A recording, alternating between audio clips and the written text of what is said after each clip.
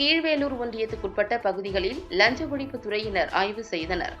நாகப்பட்டினம் மாவட்டம் கீழ்வேலூர் ஒன்றியத்துக்குட்பட்ட 6 ஊராட்சிகளில் 2016 இருந்து 2020 ஆண்டில் பிரதம மந்திரி வீடு வழங்கும் திட்டத்தில் 146 பயனாளிகளுக்கு சரியான முறையில் வீடு வழங்காமல் ஆள்மாறாட்டம் செய்து முறைகேடு நடந்ததாக அப்போது பணிபுரிந்த அலுவலர்கள் மீது வழக்கு பதிவு செய்யப்பட்டது.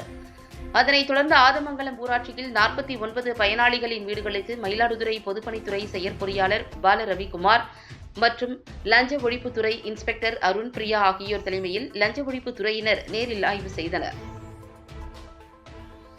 என் பேர் பக்குசாமி சமுத்திரவேலு. நான் போட்டது ஒரு வீடு, ஆனால் என் பேரில் 4 வீடு போட்டிருக்கு. நான் போட்ட 3 வீடு யார் போட்டு எடுத்தான்னு தெரியல. அந்த பரம்பரை யாருக்கு யார் ஏறுது எனக்கு ஏறல. ஆனால் என் வீட்டை தான் எல்லாம் வந்து போட்டோ எடுத்துகிட்டு போகிறாங்க. 4 வாட்டி 5 வாட்டி போட்டோ எடுத்துகிட்டு போகிறாங்க. இந்த 3 வீட்டுக்கு. இப்போ உங்கள் பேர்லேயே 3 வீடு போட்டிருக்காங்களா? என் பேர்லேயே 3 வீடு, 4 வீடு மொத்தம். அதில் நான் போட்டது 1, ஆனால் 3 வீடு யார் போட்டு எடுத்தான்னு தெரியல. யார் பேரில் போட்டிருக்காங்க? இப்போ 3 வீடு என் பொண்டாட்டி ஒய்ஃப் பேரில் வந்து 2 வீடு போட்டிருக்காங்க. என் பேரில் 1 வீடு போட்டிருக்காங்க. இன்னொரு வீடு நான் போட்டது வந்து சமுத்திரவேல் பகுசாமின்னு எங்கள் அப்பா பேர் வந்து ஆதார் கார்டில் மாற்றி இருக்குது. அதை அப்படியே போட்டேன்.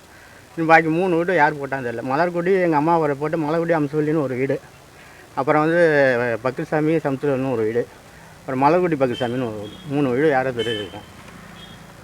அக்கௌண்ட் நம்பர்லாம் இருக்குது. அதில் இன்றைக்கி அதிகாரிகள் வந்து என்ன கேட்டாங்க உங்கள்கிட்ட?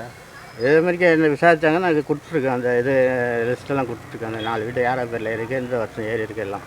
இப்போ அந்த அக்கௌண்ட்டில் வந்து இந்த 3 பேர் சொன்னீங்களா, அது உங்கள் அக்கௌண்ட்டில் பணம் ஏறி இருக்கா? இல்லை, எங்கள் ஏரில் ஒரே அக்கௌண்ட்டு தான் இருக்குது, எங்கள் அக்கௌண்ட்டில் ஏறல.